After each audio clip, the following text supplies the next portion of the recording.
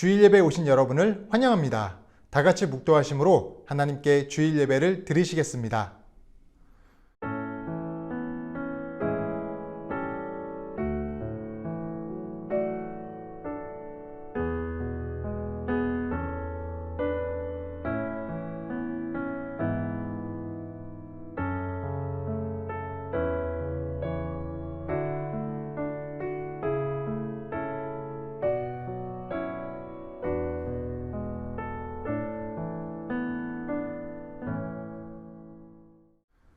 내가 주를 바라오니 성실과 정직으로 나를 보호하소서. 하나님이여 이스라엘을 그 모든 환난에서 속량하소서. 아멘. 하나님, 우리가 은혜로운 주일을 맞이하여 환난을 없애시는 진리의 하나님 앞에 나와 예배드리게 하시니 감사와 찬양과 영광을 올려드립니다. 우리가 오늘 주님 앞에 나아가기 앞서 지난 한 주를 뒤돌아봅니다. 주님의 성실과 정직으로 행하지 못하고 죄로 물든 모습으로 살아온 모습이 있었다면 이 시간 회개하오니 용서하여 주시옵소서. 이제는 거룩한 보혈로 정결해진 몸과 마음이 되어 언제나 주의 성실과 정직을 배워 그것을 삶에서 행하는 귀한 인생 될 수 있도록 인도하여 주시옵소서. 그 정결한 마음으로 오늘 예배를 드리오니 주님께서 기뻐 받으시는 거룩한 산제사가 되길 간절히 소망합니다. 이 예배를 기뻐 받아 주시옵소서. 감사하며 예수님 이름으로 기도드립니다. 아멘. 전능하사 천지를 만드신 하나님 아버지를 내가 믿사오며 그 외아들 우리 주 예수 그리스도를 믿사오니 이는 성령으로 잉태하사 동정녀 마리아에게 나시고 본디오 빌라도에게 고난을 받으사 십자가에 못 박혀 죽으시고 장사한 지 사흘 만에 죽은 자 가운데서 다시 살아나시며 하늘에 오르사 전능하신 하나님 우편에 앉아 계시다가 저리로서 산자와 죽은 자를 심판하러 오시리라. 성령을 믿사오며 거룩한 공회와 성도가 서로 교통하는 것과 죄를 사하여 주시는 것과 몸이 다시 사는 것과 영원히 사는 것을 믿사옵나이다. 아멘.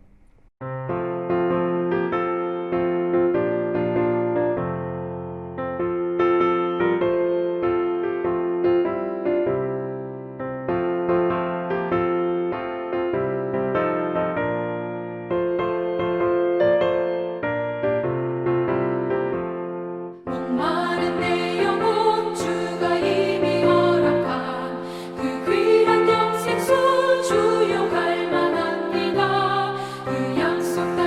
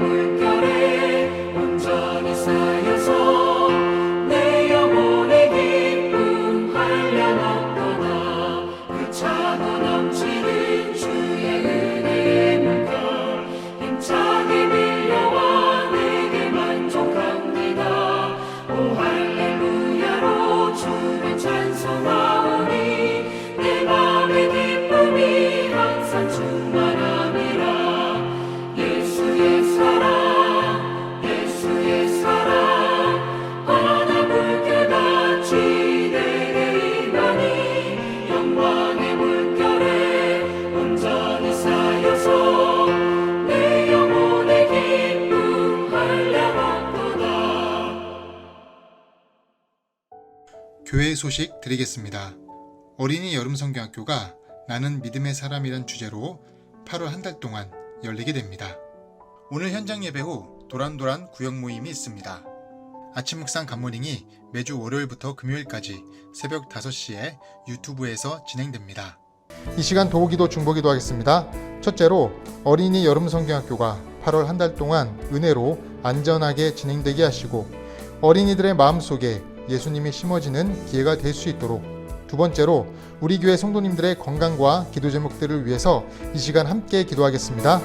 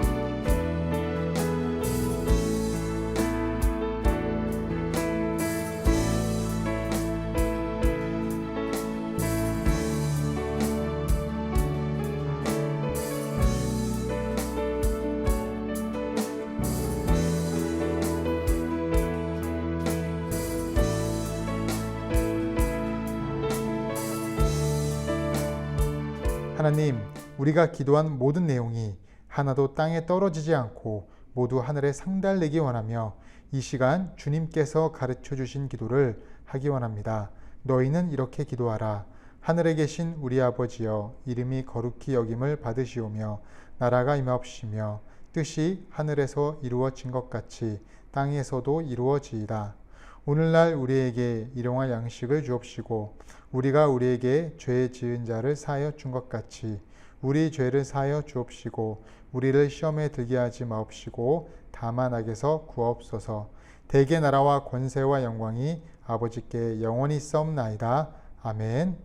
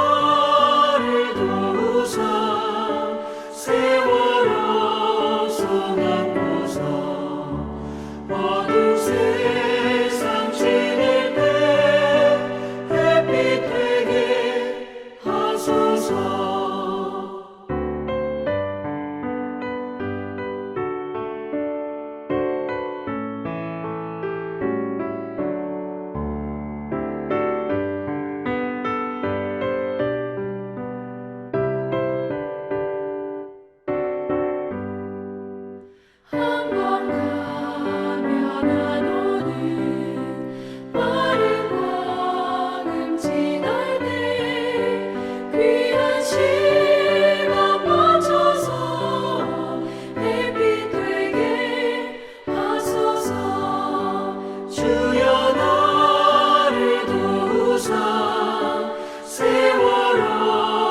손 안고서 어두운 세상 지낼 때 햇빛 되게 하소서.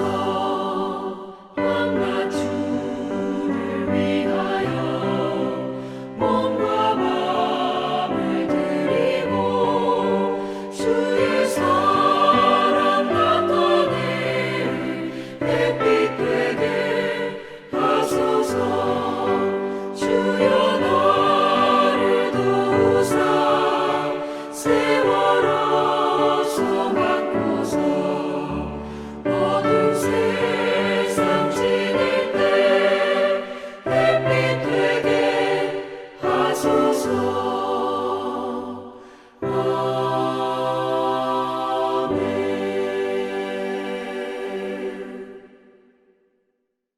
오늘 우리가 함께 읽으실 하나님의 말씀은 사도행전 6장 4절입니다. 사도행전 6장 4절을 함께 읽겠습니다. 우리는 오로지 기도하는 일과 말씀 사역에 힘쓰리라 하니. 아멘. 한 주간 잘 지내셨습니까? 저도 잘 지냈습니다. 신앙은 영적인 싸움이라고 하잖아요. 그래서 어둠의 세력은 할 수만 있으면 우리 신앙인의 기도를 방해하려고 합니다. 왜냐하면 기도가 신앙인의 호흡이기 때문에 기도를 방해하기만 하면 신앙인의 믿음이 쇠퇴하기 때문입니다. 기도를 방해받으면 신앙인의 믿음이 쇠퇴해요. 신앙인의 기도가 사라지면 가정과 교회가 무너지는 데는 큰 시간이 걸리지 않습니다. 뒤집어 얘기하면 가정과 교회의 생명은요, 기도예요, 기도. 그래서 어둠의 세력이 다른 어떤 것보다 우리가 기도의 자리로 가는 길을 가로막습니다. 기도하러 가는 곳에 또 기도하러 가는 시간에 기도하는 마음을 가지면 여러 가지 방해를 해요. 마귀의 방해가 매우 교묘합니다. 그런 의미에서 오늘 말씀을 통해 마귀가 어떻게 우리의 기도를 서서히 죽이는가 깨닫게 되기를 바라겠습니다. 그래서 삶의 기도의 자리를 더욱 왕성하게 만드시는 신앙인들 되시길 바랄게요. 그렇다면 우리 기도의 길을 막는 것들이 무엇이 있느냐? 다시 말하면 우리의 기도를 서서히 죽이는 요소들이 무엇이냐? 총 3가지로 볼 수 있는데 한번 보도록 하겠습니다. 첫째로 기도 외에 다른 일에 더 바쁘게 만듭니다. 기도 외에 더 다른 일에 바쁘게 만든다. 기도하지 못하는 이유 중에 하나가 바쁘기 때문입니다. 지금 예루살렘 교회의 제자들을 보십시오. 생계가 곤란하고 물질에 어려운 사람들이 교회로 몰려옵니다. 그래서 구제할 일들이 많아집니다. 더구나 전도도 하고 선교도 해야 해요. 그런데 구제 및 전도, 선교 사역들이 나쁜 것이 아닙니다. 다 중요한 것들입니다. 그런데 그 일들에 집중하면서 기도가 우선순위에서 슬쩍 빠지게 되었습니다. 예를 들어 학생의 본분이 공부 아닙니까? 공부의 양들이 너무 많아지고 짐들이 많아지는 것들을 통해서 정작 중요한 기도는 저 멀리 날아갑니다. 어른들도 마찬가지예요. 직장, 사업, 여러 가지 일들이 잘 되어서 아니면 점점 사업에 매이거나 아니면 힘들어서 오히려 기도의 자리를 점점 떠나게 되는 일이 생깁니다. 기도 외에 너무 분주한 것은 하나님께로 온 것이 아니에요.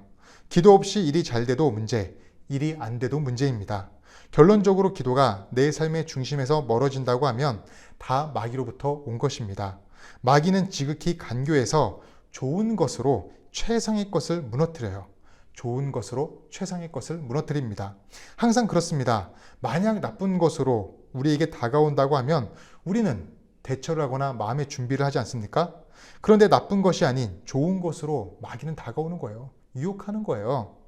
예수님도 광야에서 그 40일 동안 금식하셨을 때 마귀가 나쁜 것으로 유혹합니까? 좋은 것으로 유혹해요. 심지어 말씀으로 유혹합니다. 그렇게 유혹을 하는 거예요. 선교와 구제와 같은 좋은 것을 가지고 최상의 것인 기도를 무너뜨리는 것입니다. 그러므로 우리가 항상 기도로 깨어있지 않으면 사소한 접근으로 넘어질 수 있습니다. 여기에서 우리는 다니엘의 강점을 배워야 합니다. 다니엘은 어떤 인생을 살았습니까? 총리였어요. 바벨론의 총리였는데 바빴겠습니까? 안 바빴겠습니까? 바빴겠죠. 엄청나게 바빴습니다. 그럼에도 불구하고 다니엘의 우선순위가 뭐였습니까? 만사를 제쳐두고 우선순위는 기도였습니다.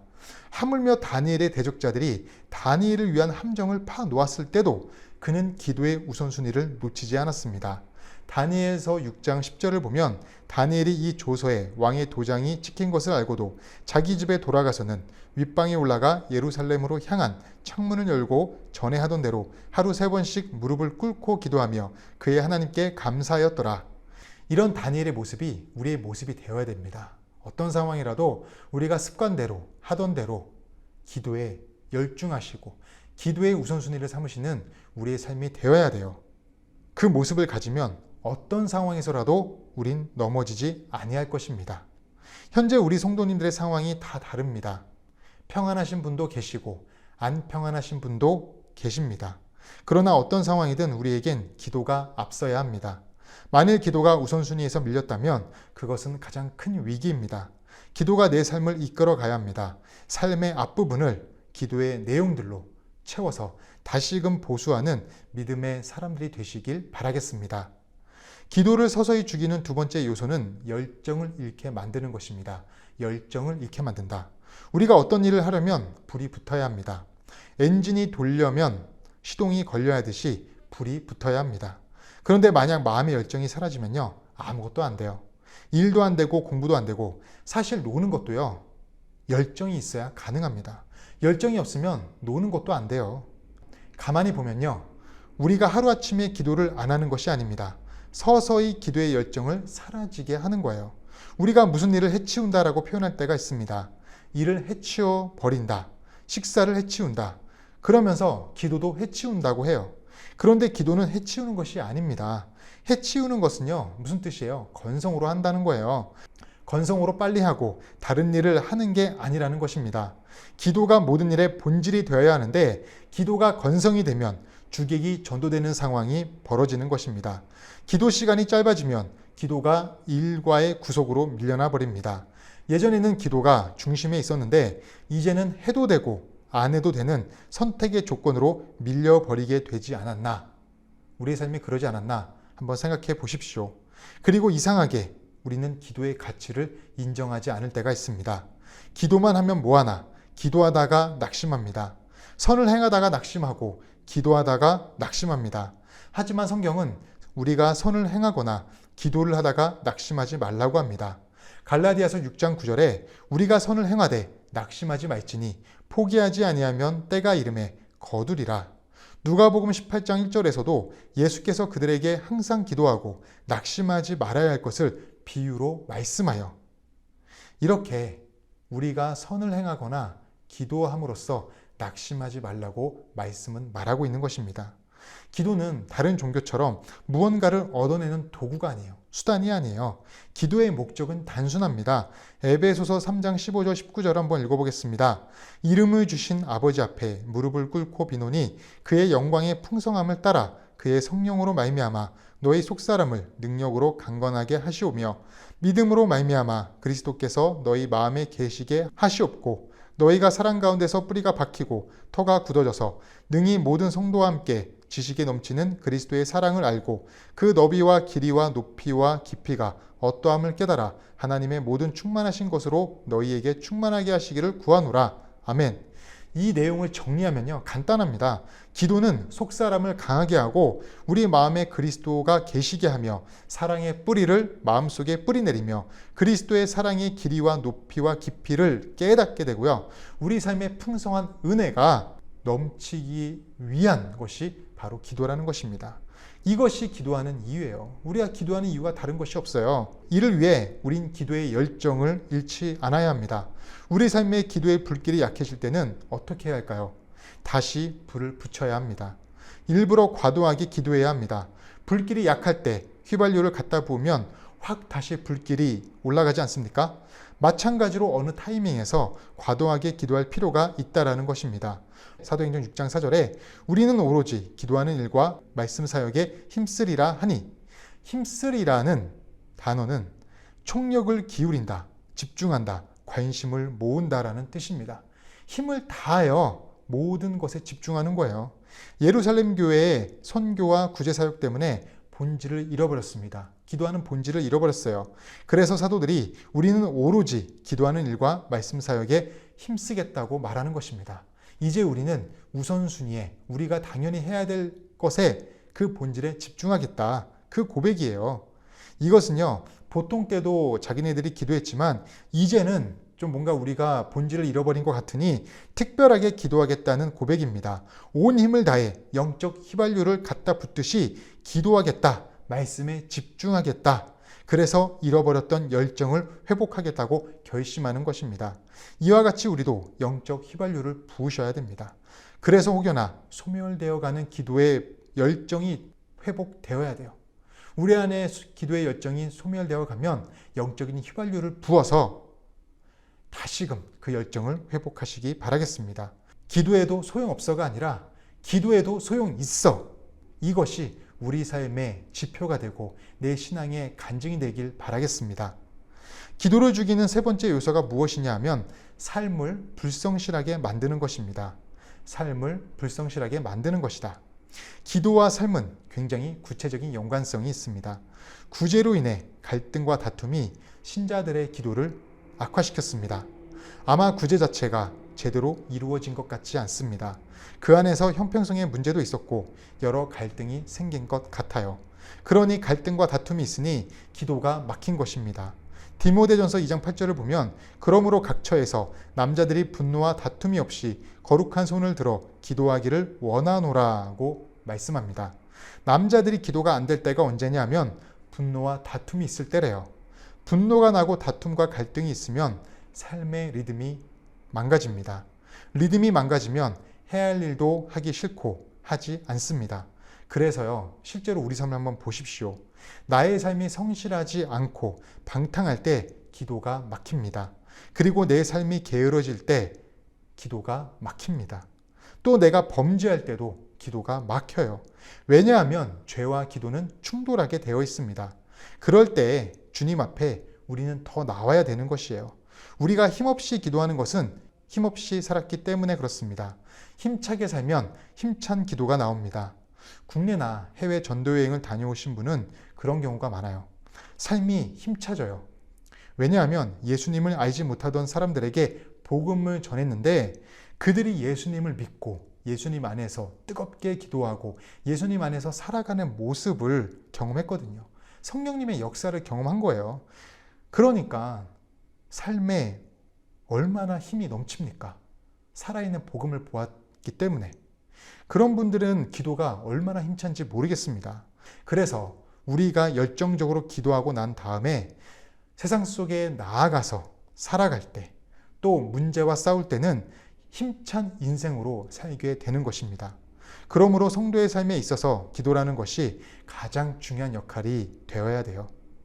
기도의 물줄기가 커져서 생활의 물줄기를 덮어야 합니다. 그래서 우리 삶에 기도의 물줄기가 생명의 물줄기처럼 크게 흘러 넘쳐야 하는 것입니다.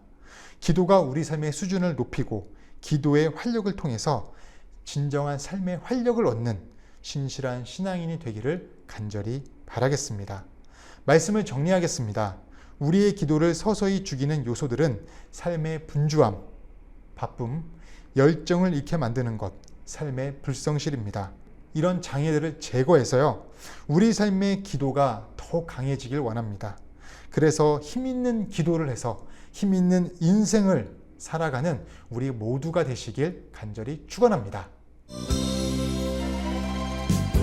어두운 밤에 캄캄한 밤에 새벽을 찾아 떠난다. 종이 울리고 닭이 울어도 내 눈에는 오직 밤이었어. 우리가 처음 만난 그때는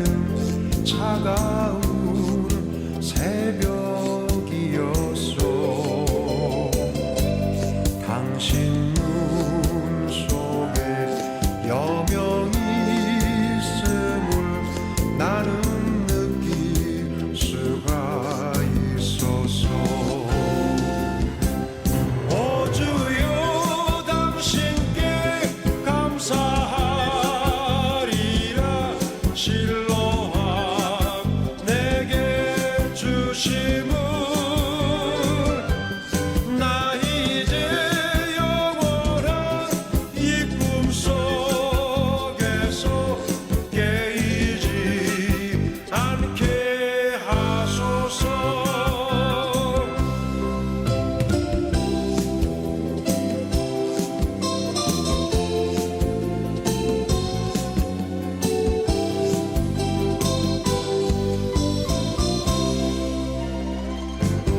어두운 밤에 캄캄한 밤에 새벽을 찾아 떠난다.